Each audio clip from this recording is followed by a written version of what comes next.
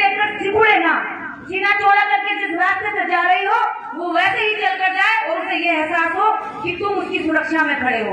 ये मर्दानगी नहीं है कि उसे देखकर दांत फाड़ दिए, उसको संकुचा दिया, उसको डरा दिया, वो घबरा गई, सहम गई तो तुम मर्द बन गए। ये अगर किसी ने बताई है तो तुम्हारी परवरिश और तुम्हारी परिभाषा दोनों गलत हुई। और लड़कियों से भी कह देना चाहती हूँ, बहुत कुछ है बाबा साहब के बारे में बोलने के लिए, उस पर ना जा करके मैं उन चीजों को बताऊंगी जो आज जीने के लिए जरूरी है, जो संघर्ष के लिए जरूरी है, जो इस समाज इस दुनिया में खड़े होने के लिए जरूरी है। आप यदि चल रही हैं और आप यदि सही रास्ते पर चल रही हैं, दुनिया की किसी ताकत से मत डरिए। बाबा साहब के विचार आपको हर जन्म शक्ति देंगे। आप बाबा साहेब को पढ़िए, आप सावित्रीबाई फुले को पढ़िए। जिस सावित्रीबाई फुले ने 1848 में भी संघर्ष किया और आज तक उनके विचार संघर्ष कर रहे हैं इस बात के लिए। मंच बाबा साहब के नाम का सजा है, लेकिन एक महिला को बिठाने की हिम्मत नहीं है या किसी महिला में बैठने की हिम्मत नहीं है। मुझे नहीं पता क्या है ये कि इन्होंने बिठाया नहीं या कोई बैठी नहीं। बाबा साहब की विचारधारा पर आप लोग नहीं चल रहे हैं। आप कुछ भी करिए दिखावे के लिए, खूब हाय हल्ला कर लीजिए, लेकिन जब अगर 20 पुरुष बैठे और 10 महिलाएं उनके बीच में ना हो तो ये महिलाओं के साथ बेईमानी हो, आपके खिलाफ हक माने। ये केवल भीड़ नहीं है, इनकी मंच पर भी भागीदारी होनी चाहिए। पुरुषों के बीच में बैठना सीखिए, अपनी जगह बनानी सीखिए। कोई इतना तो चिपकता तो गोली मारकर पीछे करिए, जगह बनाइए अपने लिए। कब तक बैठती रहोगी और कितना बैठती रहोगी? रेल में, ट्रेन में, बस में, गाड़ी में, टेम्पू में, जहाँ जहाँ आपके साथ कोई आपको दबाने की कोशिश करे, चौड़े होकर बैठ जाओ। या तो वो उतर जाएगा या बदतमीजी नहीं करेगा, वो सिकुड़ कर बैठ जाएगा। इन बेटियों से कहना चाहती हूँ, स्कूल कॉलेज जाते हो तो मैं हर दिन ये सामना करना पड़ता होगा, गांव गली मोहल्ले हर जगह सामना करना पड़ता होगा। ये बात गांठ मान लीजिए। अगर जयंती में आज बैठी है बाबा साहब की, तो ये बात आज से ही सीख कर जाइए कि किसी से डरना नहीं है। अगर डरना है तो गलत काम करते हुए, अगर डरना है तो माँ बाप का विश्वास तोड़ते हुए। इन दो बातों में डरना, बाकी पढ़ते लिखते आगे बढ़ते किसी से नहीं। ये छोटी छोटी बच्चियां खड़ी हैं, इनको बताया जाए कि बाबा साहब डॉक्टर अम्बेडकर केवल ये नहीं तालियां बजा दी, हमने जयंती मना ली, अच्छी बात है, ये बहुत जरूरी है, जयंती मननी चाहिए, लेकिन इसके आगे का क्या? सो जाएंगे घर जाकर, फिर वही करेंगे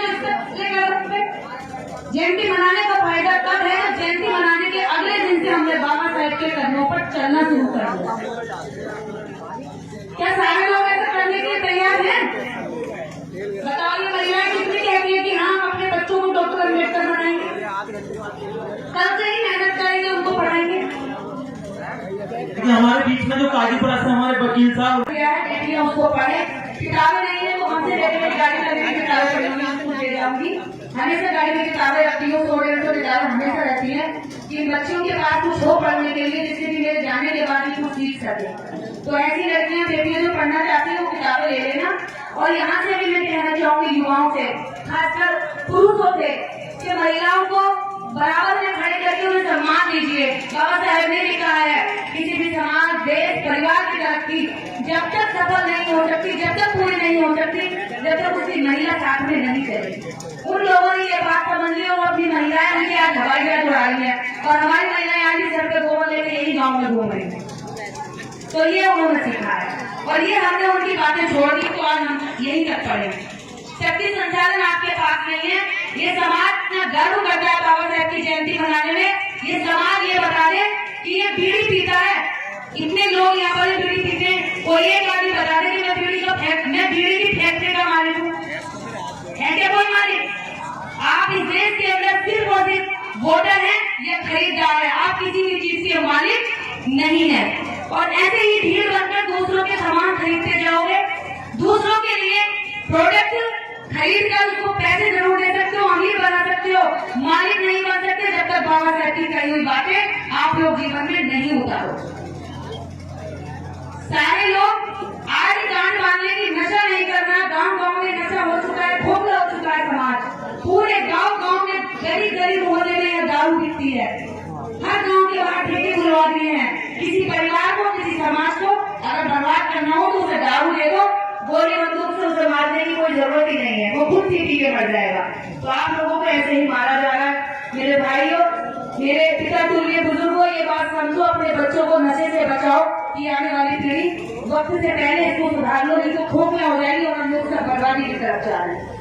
बाबा साहब की जयंती पर यही संदेश है, नशा छोड़ने, बच्चों को पढ़ाएं, महिलाओं को बराबरी दें और बाबा साहब की कई सारी बातों को माने और उन पर अमल करें। इसी के साथ जय भीम, जय भारत, आप सबका मंगल हो और पूज्य संजय जी को